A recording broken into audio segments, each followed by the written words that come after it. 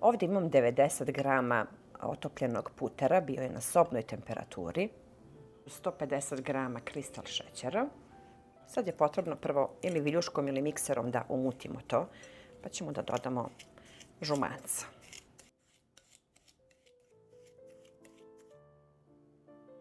Ovdje dodajem 4 žumanca.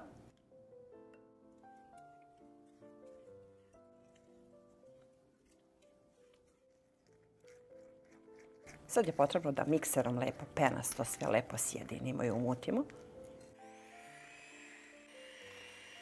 Ovdje dodajem 120 grama brašna, ali ćemo to da prosejemo, i jednu kesicu praška za pecivo, to je 14 grama.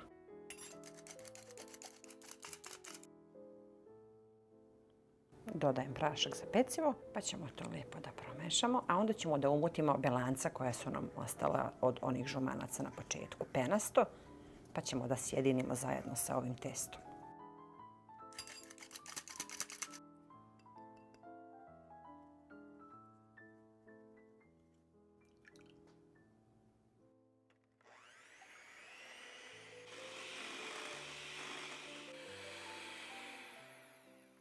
Sad ćemo belance da sjedinimo zajedno sa testom. Dodajemo pomalo i mešamo. Rernu sam već uključila na 180 stepeni. Evo sad vidite kako je testo lepo. Pripremila sam pleh 32 x 22, stavila papir i sad ćemo da stavimo testo da se peče. A ja ću da vam kažem koliko sam tačno pekla, ali nekih 15-20 minuta do 30 maksimum. Razvučemo lepo i odmah nosimo na pečenje. Jedan predivan starinski kolač. Ja verujem da će da vam bude poznat kad budete vidjeli na kraj. Savršen kolač. Kora je pečena, pekla sam je tačno 20 minuta. Sad je potrebno da pustimo da se prohladi, da bude mlaka, a ovdje sam pripremila 3 pune kašike džema od kajsija, pa ćemo posle da premažemo. Potrebno je da džem malo zagrejete i stavite 2 kašike vode da bi bio ovako ređi. I odmah dok je ovaj biskvit mlak, stavimo sve i premažemo.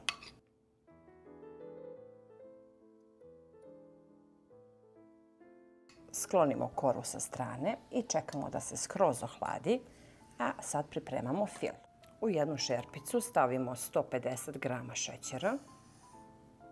Ja koristim žuti šećer i on uopšte nije sladak. Ja stavljam znači 150 grama, a vi ukoliko smatrate da je vama slatko, vi smanjite. Dodat ću 5 punih kašika vode i stavljamo da to provri. U otopljen šećer i vodu dodajem 160 grama putera. Sve to lijepo otopimo. Sad kad se otopio puter, dodat ću 100 grama čokolade. I to ćemo zajedno lijepo da otopimo. Ovdje dodajem 190 grama kokosa.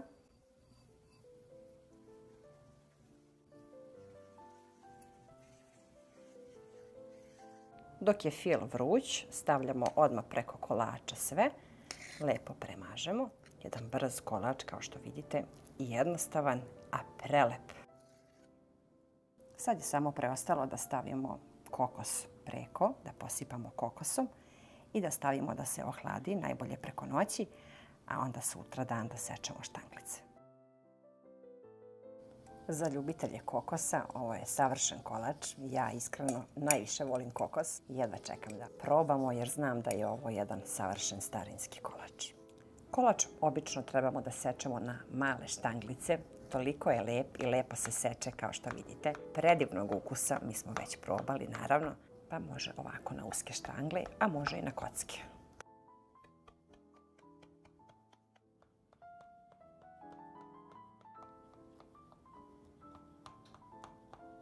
Može da stoji danima, što više stoji, donja korica je sve lepša, ukusnija. Pogledajte kako samo on lijepo izgleda. Koji su jednostavni za pripremu, a svi ih rado prave.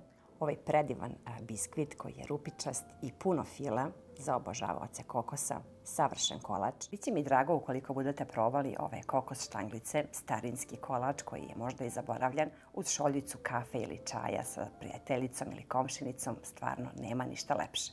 Pišite vašoj Aurori u komentarima, pa se vidimo uskoro sa nekim novim receptom iz moje kuhinje.